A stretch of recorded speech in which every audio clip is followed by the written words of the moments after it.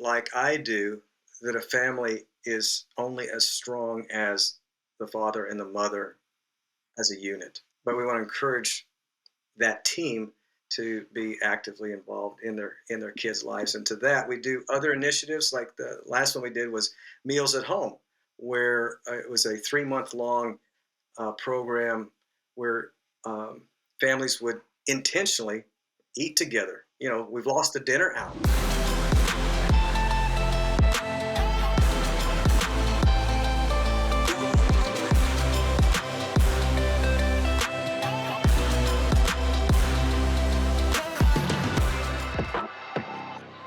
Hey guys, Frank here with another episode of Modern Church Leader. Really excited about today's conversation. I'm married, been married for almost 20 years, have 3 kids, and excited to talk about kind of marriage and even things beyond with Pastor Aaron Johnson. How's it going, Aaron? It's going great. Thanks for having me. Yeah, I'm excited. This is a topic we haven't explored a ton yet on the show, so and it sounds like you've Groundbreaking. been at it for a long time. So. Well, yeah. Yeah. Why don't you? I love just to give listeners a sense of kind of who we're talking to and a little bit about their life and ministry and the church they serve at and things like that. So why don't you take us back a little bit and give us your story? Yeah. Well, if I start it where I have been starting it mostly these days, I'll tell you that I began my life coaching career at the young age of 3 years old. That life coaching career lasted maybe 6 months when my dad decided to not keep taking me to the barber shop where we were getting our haircuts because apparently, as the story goes, every time somebody would walk through the door, I would say, "What's your name? What's your wife's name? Do you have kids? What's your kids' names?" And that's what a coach does. A coach just asks all kinds of questions. Yeah, right. And well, it irritated my dad, and the barber, who was his good friend, saw that it irritated my dad. So that if I ever stopped asking or forgot to ask the questions, he'd say, "Well, Aaron, don't you want to know what that guy's name is?" And off I'd go again. Well, that didn't last a whole long time until my dad took us home and started shaving our heads until years later. Right. Um, Dad was like, "No, I can't handle this." yeah, yeah. So life coach career interrupted, but in the early 80s, I was finishing out my piano performance degree at the University of Texas at Dallas, where I met my future wife, my wife to be. And she was a cute girl sitting on the front row in an education class. I sat on the back row because I was not interested in the class, but I was interested in her. Fast forward a year, we're married. She was a single mom. So all of a sudden, I'm a husband without a plan. I'm a father without a plan. Wow. And off we go into adulthood. And at that time, I really wasn't even at the beginning of my ministry career, but that came a year later in 82. And I've been in that since. Well, 40 years now. We've been married 40 years since Labor Day weekend this year, and I'm in my 40th year of ministry. And last year, as I was mentioning, we've all had a chance to take stock of our lives as COVID gave us this downtime, I guess. And one of the things I realize is I've had 40 years of being able to raise my family, 4 adult kids, 8 grandkids, and minister to various church families along the way. Where I am now, I've been at for 19 years at Wood Creek Church. But I haven't had really much of any time to have impact and influence out in the world. Hmm. And as I mentioned a little bit earlier, if I'm thinking of 20 years as a lap of life, I've begun my 4th lap, probably my last lap, all things considered. Maybe God will give me a victory lap into my 80s. I don't know. Anyway, but I don't want it to be said of me in my last lap that I didn't have impact and influence out in the world. So to that end, I started down this life coach exploration trail, and I have spent the entire year this year going through 2 programs, entering into Toastmasters and a couple of other things along the way, just to prepare myself for something that clearly God is calling me to. And the reason I say that is because all my ministry career, I feel like I've kind of backed into these positions that I've had because I've had some natural talent. I was in the worship ministry for 25 years. Hmm. So I kind of backed into it. But this is the first time where, honestly, I feel like I've turned around and I've headed face first into what God's calling me in a fearless sort of way. And Yeah. so I'm taking all the things that He's done with me and through me and for me, and rolling it into this effort, and He's taking me there. Yeah, I love that. I mean, let's talk for a minute just about your ministry kind of experience. So you're the marriage Because they call and me the family life pastor. family life pastor. Yeah. Okay. So just what's a family life pastor, and how do you 19 years in that role at that Well, church? Or no, I'll back up a little bit again. 8 years in church media and communications on the okay. front end. And at that 8 year mark, I realized I need to go to seminary, and I need to make use of the music background that I have. And so that led me into worship ministry for 25 years. And for the last seven, yeah, that makes 40. Um, it's been in family life, which is Yep. for us means marriage, family, and children Okay. in different iterations at all levels. So Yeah. mostly I spend my hands on time in marriage ministry. I have a team of people who take on the children's ministry and youth ministry, and all together we form the family ministry, trying to energize our families to take on that home first line discipleship role that God wants them to have. Right, right. And how do you work with the families, and how do you, obviously there's kind of the weekend experience. I'm sure that you have some Oh, sure. oversight in and help, with all that. But beyond that, how are you kind of really helping families, and what does that look like through COVID and through kind of church from home and all those kind of Wow. things? Yeah. Well, through COVID's a different story, and of course that was a different story for everybody. But um, we did we did a lot of online stuff, encouragement, Facebook Live pieces, and devotional materials that we pushed out to our families. Mm-hmm. Now we're doing more in the way of initiatives, um, like, and this is more of a marriage initiative, but save the date. All next year, we're going to have a dating contest that the winner will most likely win a cruise for having a Nice. date 3 weeks out of 4, 12 months in a row. And even then, they have to, that's only to get them into the drawing to be Right. picked for that. But anyway, I of course, love that. I love, like, you're gamifying dating oh, for heavily married incentivizing. couples. Yeah, But I've like full gamification with prizes and everything. you know, like I do, that a family is only as strong as the father and the mother Yeah, as a unit. So we're all about strong marriages, as you might imagine. Um, but we want to encourage that team to be actively involved in their kids' lives. And to that, we do mhm, other initiatives. Like the last one we did was Meals at Home, where it was a 3 month long program where um, families would intentionally eat together. You know, we've lost the dinner hour, right, right. so in order to enter that and be part of that contest, they had to take pictures and do funny things on Facebook, on our children's ministry Facebook Yeah, page, so that we knew that they were actually doing it. They loved it, and so we're doing those kinds of things. I mean, tell me more about that. I think that it, like, even those two examples you just gave, I actually, like, I'm a dad, comes up on every show. I've got three boys, I have triplet 9-year-old boys. Oh my We've been gosh! married for about, yeah, oh Can my I pray gosh, for is right. you right now? What's that? Can I pray Yeah. for you right now? Oh my gosh! Absolutely, we can. We Yeah. can. But been married for 20 years, three kids, having a blast. Absolutely love being a dad. I love talking about the family stuff, and I just think it's cool. Like those two initiatives, dinner. I forget what it's called, dinner hour and save the date. Like Super cool. Like, tell me Yeah, more about the dinner at home and how you guys did that. it was called Meals at Home, and I think the website would be drivefaithhome.com.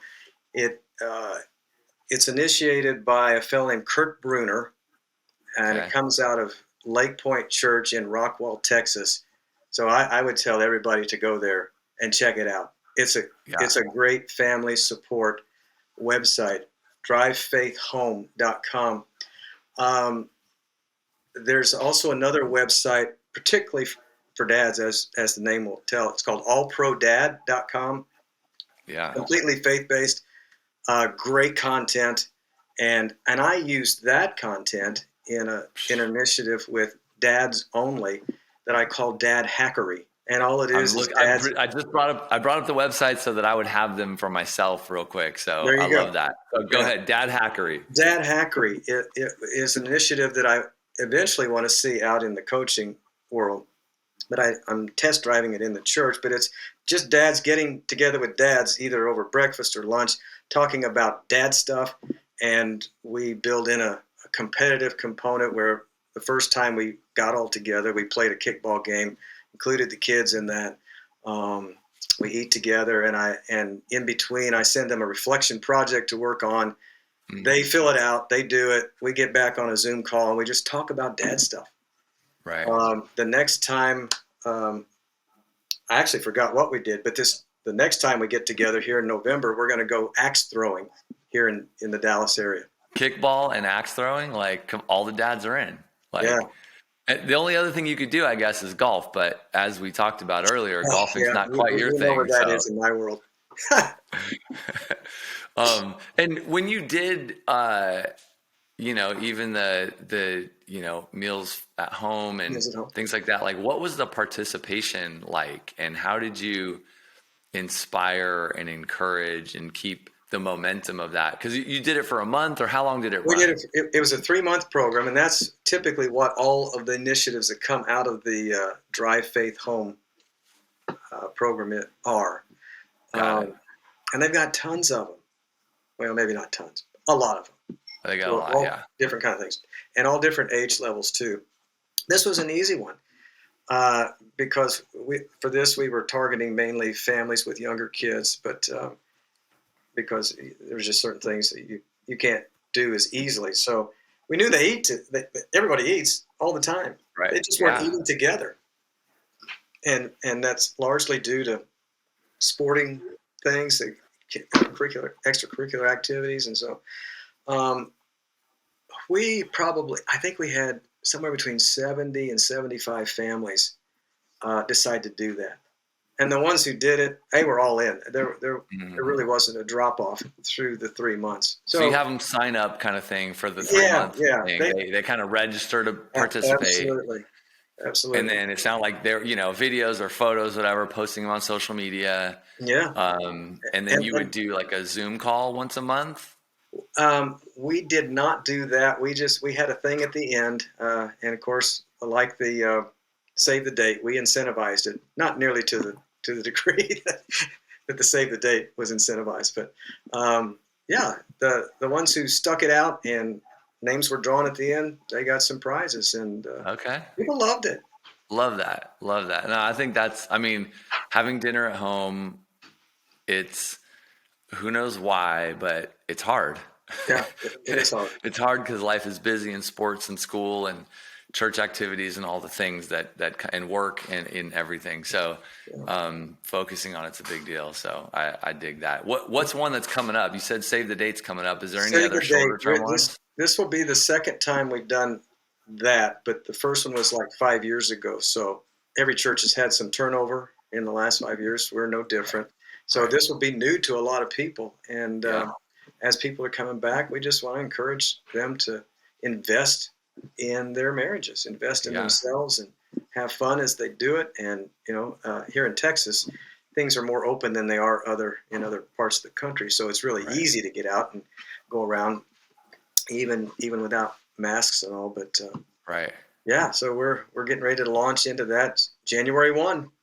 How did you get into that? Like, how did this become something that you're personally interested in, passionate about, kind of driven to help families in this way?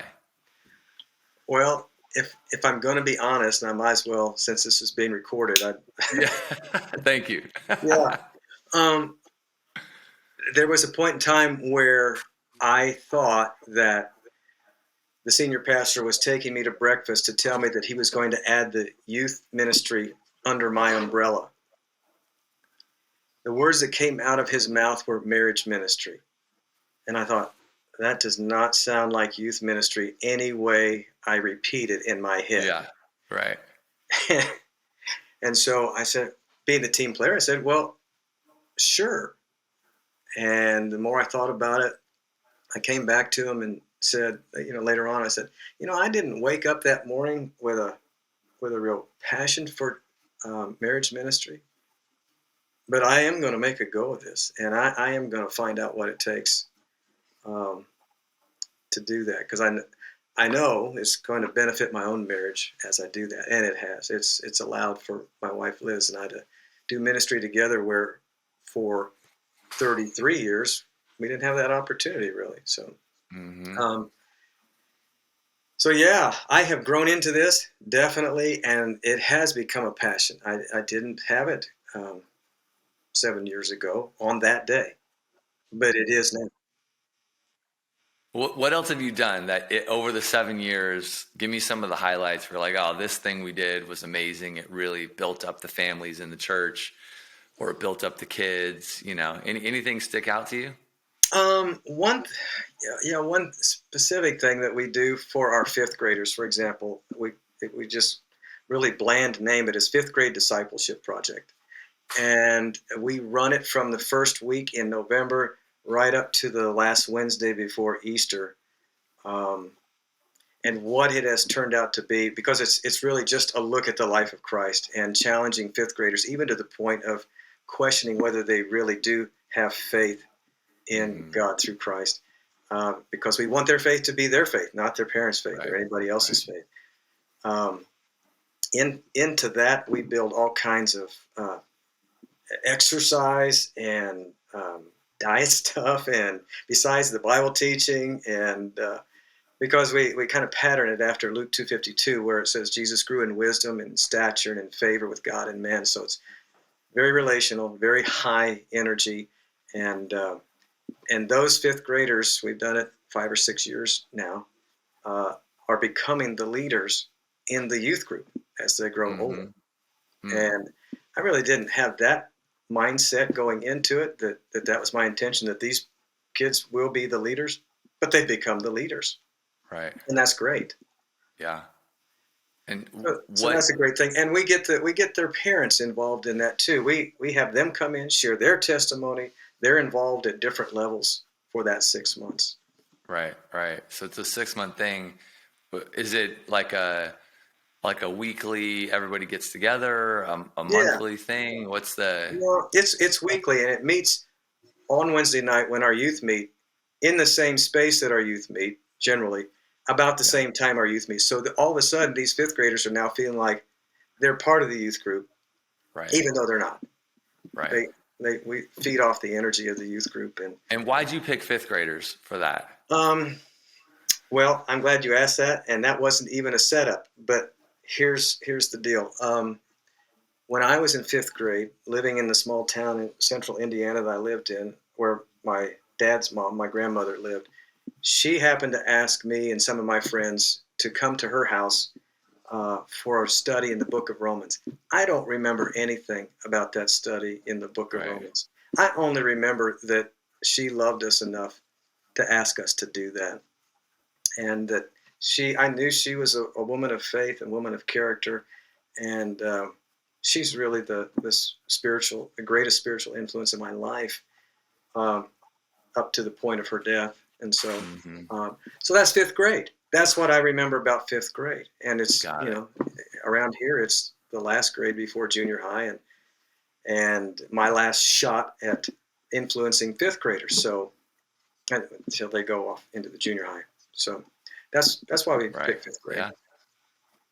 Yeah. No, I mean, I asked actually very specifically because I've been thinking about that a lot lately personally. Just I have fourth graders and, they'll be in fifth grade next year and middle school's right around the corner. Right. And Yep. so, Yep. I do think it's a very pivotal, like, fourth, fifth grade right in there are really important age, grades, ages that these kids are in before they Absolutely. hit middle school. And Yep. so I just thought it was interesting that you said fifth grade and had some thought around going with that group of kids. Yeah, it's highly relational. We talk about the things that are going on, they're experiencing with their friends, with their families, in school and at home, and um, we ask tons of questions. Nobody gets to be silent. Nobody gets to hang out in the corner or against the wall. Right. And it's funny how they change from not wanting to pray necessarily in the first couple of weeks to everybody being on board and just jumping in and Right. yeah. And how you mentioned it that these kids are now becoming the leaders, but you're 5 or 6 years into doing it.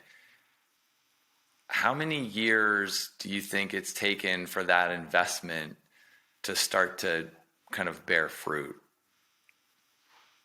I'm not ask the question in another way. And in Like if you did it for 1 year, it probably wouldn't have the impact that you've had now that you've done it for 5 or 6 years in a right. row. Well, Like, and you probably saw things. I'm just trying to get it. You did something, and you probably saw some great things happen in year one, and you kept going. But now that you've done it for 5 or 6 years, like, how long did it take for it to really start humming and be like, man, this thing is working. We've built into it. It's really going well. well, like I said, I wish I could say I had the intention that this would produce leaders for the youth group. Right. Well, it's done that, just not because I intended for that to happen. Right. Right. And we got that feedback from the junior high and high school directors, pastors, Right. um, in that the very the minute they went up into sixth grade, those sixth graders began to be leaders, and now Mm, those sixth graders are juniors or maybe even seniors, and it's been through the whole youth group now, right. so it's it's been highly influential. Yeah, yeah, that's pretty cool. No, I love this stuff. So thanks for pausing for a little bit and talking through kind of just what you do and kind of the influence you've had in that role. And maybe just a last question on that. How have you seen the families over the 7 years grow, and that ministry get stronger through all these different things that you've been doing? um, well, I haven't done any surveys, but I think where we see it most are the parents are more actively involved on Sunday morning, for example, and we know that they're participating in these um, initiatives at home, so Right, they're eating it up for sure. right, And I can only imagine that it's having the desired effect in the home. But I know in our children's ministry we have very little turnover, which means um, these folks want to invest in our kids, even if they're hmm, not their own kids. So right, right, right. so Yeah, that's one indication. But I think our families are definitely stronger as a yeah, result. yeah. I love that. Well, let's spend maybe the last few minutes here. It sounds like you're going on the last lap and hoping for the victory lap. But Yeah, you're still, working at the church, it sounds like. So, yeah, you're in this, but you're going to jump out and get into the world of life coaching. And, yeah. how'd you make that decision and what is it that is in the context of faith and, being a Christian and all that too? I think that's an interesting Well, I, journey. I like how you framed that question because that was part of my decision to not do a faith-based program, life coaching program, as I trained, because Right. I had that piece already. What I wanted to know was what kind of philosophy, psychology is the world using these days. Hmm. So I went out found what I think is the most robust program. Uh, it's called IPEC. I don't know if I should have said that, but I did anyway. Um, and it was a really deep dive into what coaching is all about and what it's not all about. And the only question I really had as I went through it was, could I easily marry the secular coaching program with the sacred counsel of Scripture? And I have found the answer to be a resounding yes. Even, for example, Psalm 139 says, "We've been fearfully and wonderfully made." In coaching, the thought is everyone has in them what they need to go where they want to go or get what they want to get. They just don't happen to know that it's God who put it there. Right. And so, as a coach's role is to draw the good out of them and help them access what's in them so they can achieve their goals, so they can achieve their dreams and get where they want to go. Right. So it's been a great year for me. And so the idea is I'm going to slowly pivot out of church in time and slowly pivot full time into life coaching. Yeah. But I'm already coaching. Yeah. Already. Okay. So you've already kind of gotten into it, and Yeah. you've obviously done a bunch of training and education and things like that. Yeah. What's the transition plan look like when you're making a move? I'm sure the church is going to hate to lose you. You know, that's a big deal. And this is not any news to anyone by any means, because we've talked about it along the way. But you know, as the revenue increases in the one, I'll probably lop off a day in the other so Right. I can devote more to coaching. And so it'll be kind Yeah, of slow transition, and yeah, a slow build it up. transition. And one thing that we're going through right now at the church is we're in a search for a senior pastor. And I'm the old guy on the staff. I'm the one who's been there the longest. And one thing that I do want to see through is getting that person in place Right. and settled really well. We've had a lot of transition in our staff this year. And so I want us to be as healthy as we can be when the time is right for me to Yeah. fully make the transition. Yeah. Yeah. I love that. Well, like I said, I'm sure the church is going to hate losing you, but it doesn't sound like it's going to be a fast thing, and you'll help them get No, the right person in place. So that's awesome. yeah, yeah. I mean, would I move to coaching tomorrow if money weren't an issue? Maybe. Yeah. But that doesn't mean I would disengage from the church either, though. I would still be available to help see that transition to what it needs to be. Right. Absolutely. I love that. Well, two quick things to close. Two Okay. questions I want to ask you. Give me a book that you've read, and it can be, you know, recent or something from long ago, but a book that you read that's had a major kind of impact on your life. Oh gosh. Well, everything Paul Tripp. Okay. So everything Paul Tripp and a lady named Shanti Feldhahn has written a lot of stuff. She's a researcher, but one of the things she wrote was 30-day kindness challenge. Mm-hmm. I'm going through that a second time. I love that because I think what a lot of marriages, a lot of families, a lot of just any type of relationship is missing, particularly in this day and age of well, a lot of what we saw last year in major cities and continues today in politics and all is this idea of kindness. People are just not being kind, and there is a, there is a way, an intentional way to be kind, and kindness has an absolute effect on marriages and in families, but it goes beyond that. And so, 30-day kindness challenge, I would recommend to anybody, any marriage. So Love that. That is a great recommendation. Okay, one last one, and I'm not sure. Some people this really lands on, and some people are like, "No, I don't really do that." But oh my gosh. are you currently listening to any podcasts that you'd recommend to listeners?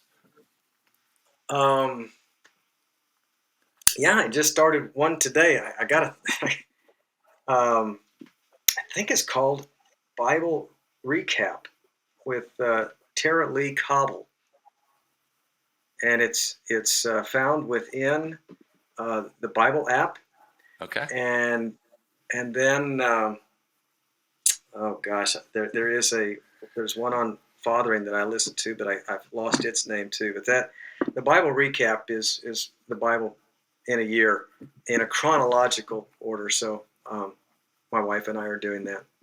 Love that. Love that. Man, well, Pastor Aaron, this has been awesome. Thank you for spending some time with us. Absolutely. Yeah, I hope it helps many people, some people, one person. 100%. Like the listeners will eat it up, whether you're thinking about kind of, moving on to another thing after your pastoral career, or you're, digging into marrieds ministry and kids and all that. I think there's a bunch of great resources here. So, Absolutely.